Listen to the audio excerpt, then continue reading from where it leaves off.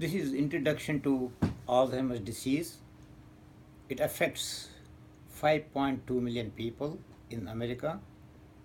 All over the world, there may be 20 million people affected with this disease. This condition is such that it can be confused with senile dementia also. With advancing age and people living longer, both can be integrated as one type of disease, Alzheimer's and senile dementia. And the treatment modality can be very similar. We do not know how people develop Alzheimer's disease or senile dementia, but we do know there are conditions which predispose to these conditions. One is, uh, food.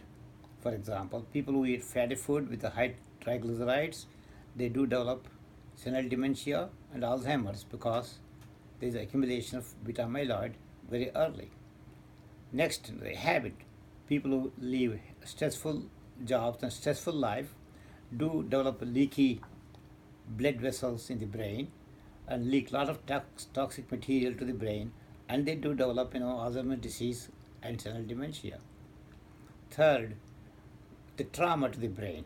If the people are subjected to head trauma in their young age or middle age or old age, they can break the blood brain barrier, which prevents the transfer of medications, no, substances from the blood into the brain. So if it happens, that means the brain starts accumulating a lot of toxic material contributing to the Alzheimer's disease. And fourth, once we develop the trauma and the symptoms, we have no idea at all what is the etiology that really caused the disease. The first most important symptom people have is as they go along with the disease, they forget small things, forget the names, the where they put the key, what they ate, and what the time is, and the space, and the date, and many of the events in their life they forget. They even forget the children's name, the grandchildren's name, and they cannot recall the events that has happened in their life.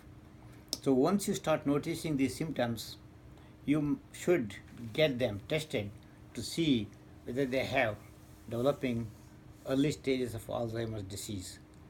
Earlier you develop, from our point of view, better it is because you can initiate the treatment. You can initiate the treatment so that you can stop the progression of the disease. May not be a cure, but if you stop the progression, you can lead a normal life for a long time. And this is what we are talking about Alzheimer's disease.